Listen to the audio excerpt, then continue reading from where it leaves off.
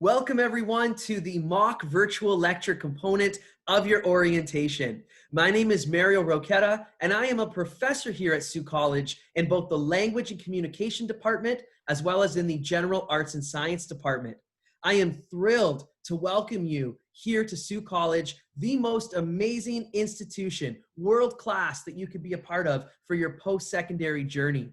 We are very lucky to have you, and we're excited to work with you through your program. I'm sure down the road, I myself will personally be crossing paths with you as I teach into multiple program areas here at the college. And I'm looking forward to that day coming up real soon. But until then, I have been asked to present to you a 20-minute lecture, a mock lecture, if you will, as to what you can expect here at the post-secondary level at Sault College. I have decided for the next 20 minutes to lecture about a topic as part of our global citizenship course, GEN100, which is an elective that many of you will be taking here during your time at Sault College. So what you can expect is around 20 minutes worth of lecture, and then following that, I'll debrief with you for about 5 to 7 minutes about some of the key parts of the lecture, things you should have been paying attention to, hopefully things that you took down, different ways to learn and study and grow and ultimately be a mature and successful post-secondary student. So without further ado, I'm going to start sharing my screen and we'll get right into the virtual lecture. Hang tight.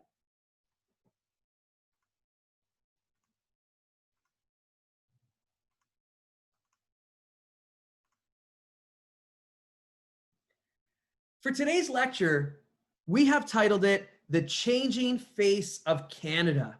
Now, this is real interesting stuff. What's on deck for today? We are going to talk about, to start things off, Canada in terms of its size and population in comparison to other countries. That's what we've been doing in this global citizenship course. We've been looking at where we fall as individuals in Canada and on the world stage and how it all works together. So we'll start with a look at Canada's size and population, how it fits with the rest of the world. And we're then going to talk about immigration as a driving force in Canada's population growth. To do so, we'll be looking a little bit at the history of immigration in Canada, and that's going to bring us to the topics of race and racism, which is very much at the forefront, especially nowadays. If you've opened up your Twitter feed or your Instagram feed, or you even just are old school like me and you check the news once in a while, you know that race and racism is a real issue right now. It always has been, but right now it's front and center, especially with our neighbors to the south in the United States of America. So we're going to talk a little bit about race and racism in terms of how it relates to immigration and Canadian immigration in particular. And then ultimately we'll close off this mock lecture with a little bit about values and moral systems. What do you value? And ultimately, how does this shape who you are, not just as a post-secondary student, not just as a student in our global citizenship course, but in your life? How do your values shape who you are? So this is a little look, a little preview, a little agenda about where we are headed during this lecture. Let's get to it. I want to start off by talking a little bit with you about just how big Canada is. You've probably heard it before. Maybe you've learned about this in elementary school geography or, throughout different courses at high school. But Canada is big, right? Size-wise, in fact, it's one of the largest countries in the world in terms of land area. But from a population standpoint, Canada actually ranks 39th right now, according to most recent data. Population-wise, Canada is 39th most populated in the world. The population is approximately 37.5 million people right now in Canada, which might sound like a pretty big number if you're just looking at it in isolation, but on the world scale, Canada's population accounts for just 0.5% of the entire world population. You heard me right, not even 1%. 0.5% of the world's population goes to Canada. Now, I'm not a math guy, but if you do the math here, that means there's a lot of space that's free in Canada, a lot of physical space. I was just doing some research online prior to this lecture, and I actually looked at Canada as opposed to a country like, say, India, in terms of number of people per square kilometer of area. In India, there are 400 people for every square kilometer of land. In Canada, there are 4 people per square kilometer of land. So I share these numbers with you just so you can help, it can help you wrap your head around just how much size Canada has in terms of free space and land and population. Keep that in mind as we move forward. We know that Canada is big land-wise. Population-wise, 37.5 million.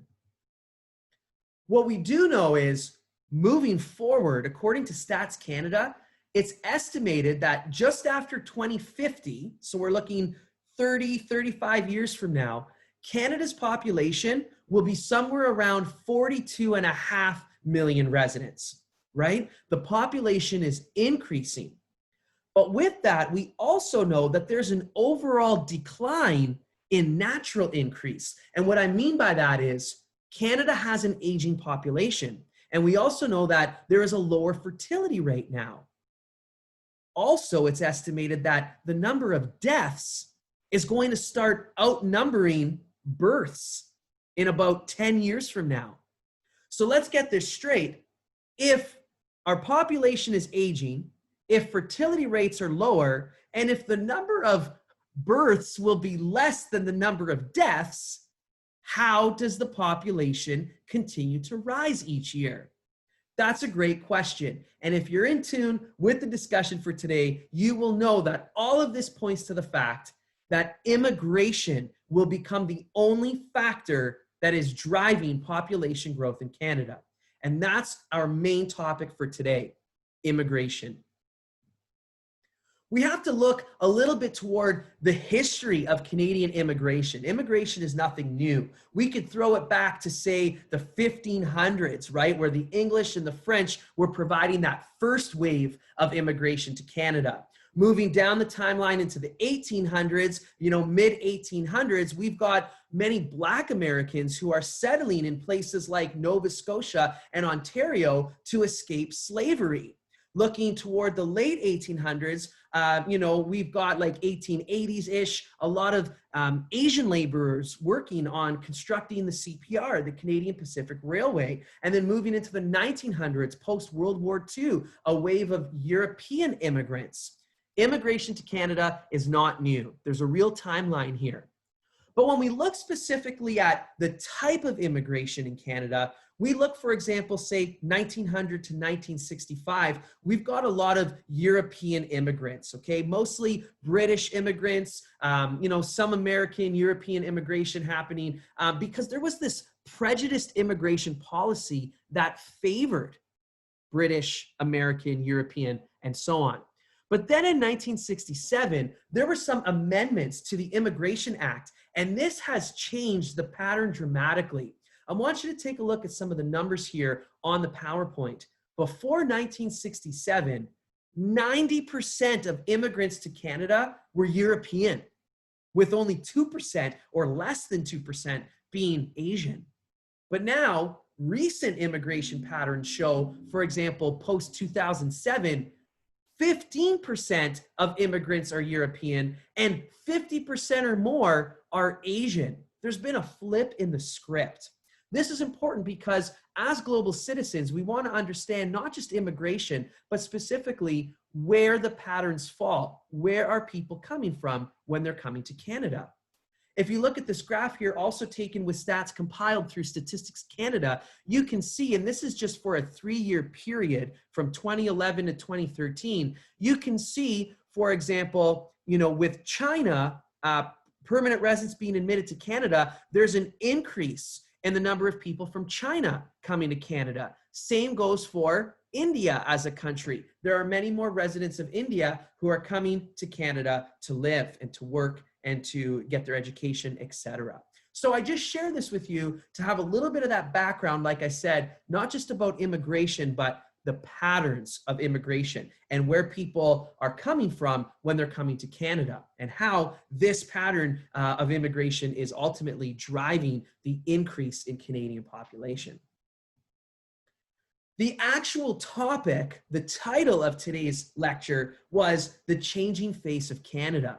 Why did we call it this? Well, simply put, because when we're talking about immigration, we're talking about people coming to a country from somewhere else. And as such, when everyone mixes together in this country, e.g. Canada, we ultimately all have different faces in terms of how we look, maybe how we sound, culture, etc. It's one of the beautiful components of immigration, especially here in Canada, such a diversity in who we see in our daily lives. Now, I want to break down some more numbers so you can understand why immigration is such a huge thing now compared to where it was before, right? If we look at, or where it's headed, I should say as well. If we look, say, right now, okay, like the last 10 years or so, Canada had a foreign-born population representing 20-ish% of the total population. 1/5 of the population was foreign-born right here in Canada. But Statistics Canada is projecting that by 10 years from now, in the next decade, about 50% of Canada's population over the age of 15 will be foreign-born or have at least one foreign-born parent. What does this mean? This means that the number of visible minorities is doubling and will start to make up the majority of the population in cities across Canada, especially large urban cities. Now, I use the term visible minority. You might sort of hear that and be like, what does that mean? Minority, visible. Put it together. I'm going to explain it as a concept, and then we're going to break it down because the lingo that we use is important. The words that we use are important, but we have to use them with caution. According to the Canadian government, the term visible minority is used to describe any persons other than Aboriginal peoples or Indigenous peoples who are non-Caucasian in race or non-white in color. Also, according to Statistics Canada, 1/3 of Canadians will be visible minorities by 2031. And that number goes even higher when we account for certain age groups or foreign-born parents, etc. If you're like me, you hear a term like visible minority and it might not sit very well with you. I want us to exercise caution here when we're using a term like visible minority. Sadly, these terms are used to categorize different people. But if you're looking at a term like visible minority, at least as we move forward, it sort of becomes a misnomer, doesn't it? It becomes a matter of if minority is supposed to represent not the less than the average or, not as many of this particular type, well then, if there will be more visible minorities than ever moving forward, it's no longer a minority. Maybe it becomes the visible majority. Either way, I digress. I just really want us to be careful when we're using these terms. We have to be careful because labels become just that if we're not careful. We don't want to start labeling people according to, arbitrary characteristics like skin color. However, the Canadian government does use terms, and other governments use terms such as visible minority to help with, data collection, census, and that type of thing. Okay? But either way, we know that the numbers are on the rise of immigrants, and therefore we know that the face of Canada is changing, both hypothetically and literally. Okay?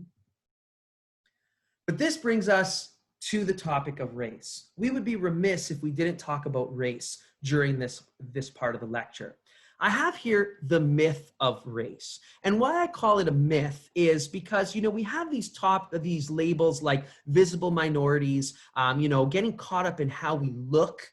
And this all leads us to put a spotlight on race. Now, what race actually is it's what we call a social construct. And a social construct is just something that we've created over time. As a society, we have created race as a construct in order to classify or group people according to skin color and other arbitrary physical characteristics. And what this label of race has done is it's led to racism. And racism is the belief that different races possess distinct characteristics or abilities or qualities, especially in such a way that it makes that particular race superior or inferior to a different race. You can see how this has the potential to create a very us versus them or me versus you mentality, which is very dangerous. When the fact remains across a multitude of psychological studies, there's actually more variability within one race than there is between races, okay? This is important to note. If we are going to be global citizens, we have to take race for what it is. Sure, it's a real thing. When I say it's a myth, I'm not saying it's not real. Race is a real thing, but we have to take care with caution when we're labeling and attaching, a categorization to people according to how they look. Realness of racism, it's absolutely a thing, right? It's not made up. We understand, like I said at the very start of this lecture, open up your Twitter feed, fire up your Instagram feed, look at CNN if you're old school like me, or CTV News or CBC News. Racism exists. It continues to exist. There's much more conversation about it, and it's up to us to educate so that we can break the barriers down, break the walls down, and create a better world for us right now and for future generations, okay? So racism and race, it's a social construct, but race is a social construct, but racism has stemmed from it, and it continues to exist. Another point in this course, we would talk about BLM. There's a huge Black Lives Matter movement right now in the United States of America, our neighbors to the south, which I'm sure you know a lot about. Here within Canada, there is a great focus on truth and reconciliation in terms of the Canadian government's relationship with First Nations, Métis, and Inuit peoples. There is a real history there with Indigenous peoples in Canada, and it's a dark history, so it's one that's coming to light. All of these things are very real, okay? And if you're thinking it's not happening in Canada, because we tend to look at Canada as a country that's, very accepting and doing well, we have to look at some data from Stats Canada. 1/3 of Indigenous peoples, 1/3 of Muslims are reporting that they face frequent discrimination in Canada. Almost 30% of Pakistanis and East Indians are saying that they are suffering from intolerance. 20% of Blacks are reporting that they are regularly facing some form of intolerance or racism against them. We have to face these uncomfortable truths. That's part of who we are as global citizens. We look at what's happening and we work together, educating ourselves, sharing our stories with each other so that we can move forward in harmony in a more just and an equal world for everyone. How do we combat it? If there was a surefire way, I would like to think our world would have already done so, right? There's no one way or one answer for combating racism. But as we move forward, we have to understand that racism, like other forms of ignorance and hate, comes from not knowing, okay? When you're ignorant, it doesn't mean that you're, it doesn't mean that you're rude. It means that you're without knowledge. And that's the point of a class like this here at the college. That's the point of all of your studies. That's the point of the stories that we share with each other outside of class time, to educate one another and to learn about our sameness through different cultures, through different values and systems, and through different viewpoints. I'll share a very personal story with you real quick.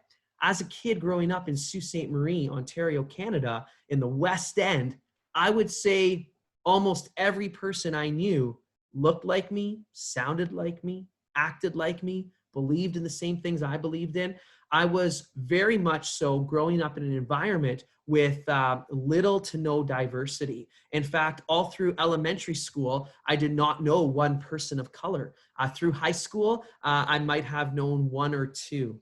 And I share this just because in my own life journey, right, I know that it wasn't until maybe the last 10 years or so of my life that I have had the honor and privilege to meet people from different cultures, from different countries, from different places. Even when I started teaching at Sioux College 5 years ago, my friends, inside our classrooms, there might have been 1 or 2 students there in the class with me that weren't born in Canada.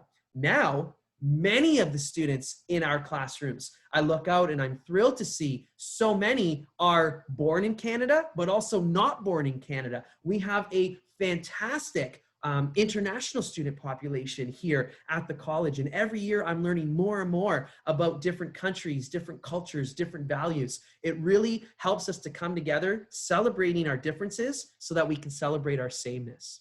And I know that as part of the Sioux College family, you will continue to learn and grow and share your story with people who are similar to you and who are different, but also likely similar to you. And so we close off this lecture just a little bit about, talking in terms of how we carry ourselves with the things we value. A value is basically a belief about an ideal goal or a behavior that serves as your standard of living. Your sense of right and wrong is what you value. It's what's important to you. And we have to keep in mind that whether we are in the same country, whether we come from the same place, whether we are in the country together now, but we come from different countries, we might have similar values or different values. There is variability within and across cultures. The key point again is sharing each other's stories, educating each other so that we can see where we have that common ground. There are some more common Western world values. For example, countries like Canada and the US, there's a real spotlight on values of freedom and liberty or equality and justice being served and a sense of security and freedom and social order, no chaos. There's a democratic process where, Canadians, for example, vote in their government. There's progress always being made. Think about this COVID-19 pandemic right now. Moving forward, there's so much emphasis on technology, improving what we know in terms of vaccines and so on and so forth. These are some common Western world values. In terms of looking at some distinctly Canadian values, since we are currently in Canada right now with this course at the college, there is this closer balance between valuing the individual rights and collective harmony. There's a value of diversity and accepting differences. Canada is known as a cultural mosaic as opposed to a melting pot. There's a respect level, a certain respect level given to authority. There's a stronger belief in egalitarianism, which is that all people are equal under the law and deserve equal opportunities. And we tend to be in Canada more cautious and less violent. But this, of course, these are umbrella statements, distinctly Canadian values, but not written in stone, right? Every individual is different. With that said, as we wrap up this mock lecture, we'll hit pause on this lecture here. I want to leave you with one last thought about bias and how we as global citizens need to understand that saying that we value one is one thing, but showing our values is another, right? We have to make sure we don't just walk the walk, but we don't just talk the talk, we walk the walk. We want to be doing both. We want to lead by example when we're speaking kindly and respectfully, and then walking kindly and respectfully. I think about a friend of mine, an acquaintance, right? I see often, and he's very quick to say how he believes in social justice and equality, and everyone has the right to live a good life. But then out the other side of his mouth, he'll shoot down welfare, and he'll talk about, a social program like welfare in such a way that it's, derogatory to talk against it. Oh, these people just collect welfare. Like, whoa, creating that us versus them or him versus others mentality. That is not okay as far as I'm concerned. We have to ask ourselves, do I truly believe in a just minimum standard of living for all? If the answer is yes, then I have to support, right, social programs. I have to support everyone's quest to live their best life individually, with their families, and as part of the world. Actions need to match our beliefs.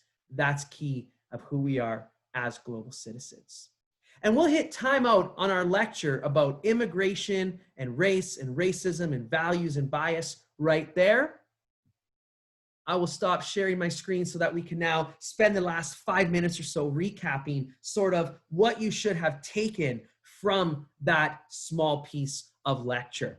Now, as I said, first and foremost, what I lectured from here is a global citizenship course, GEN100. A lot of individuals at the college, including you, will likely have to take this course as part of your program requirements. So I decided to lecture from this course, and I chose the issue of immigration and race and racism because it's a real poignant topic right now. It's very current. It's very much where we're at and where we're moving forward. And again, in Canada, the story is one way. In the USA, it's a little bit different with Black Lives Matter really at the forefront right now. But either way, I thought this was a good taste of the type of culture that you might come to expect at a post-secondary institution like Sault College. I have students right away in a class like this, you know, I can see when I'm looking out at them, either in the traditional classroom or virtually, you can see almost a little bit of shyness or a little bit of discomfort, you know, saying things like white people,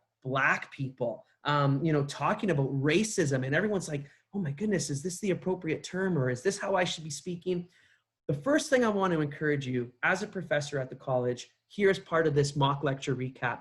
Whether you're coming into a global citizenship class, whether you're coming into one of your program area classes, or even if you're in a standard, you know, math class where there's, you know, right or wrong answers, yes, no, never be shy to speak up.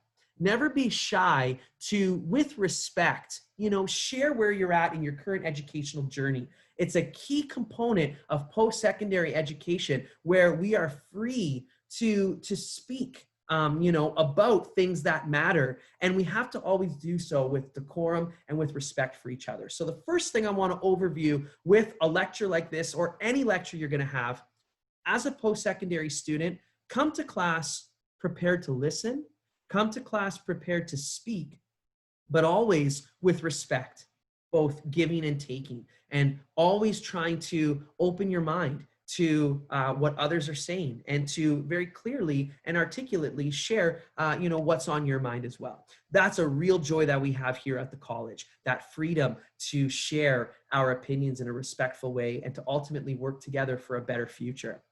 Some other things specifically to the lecture I want to point at.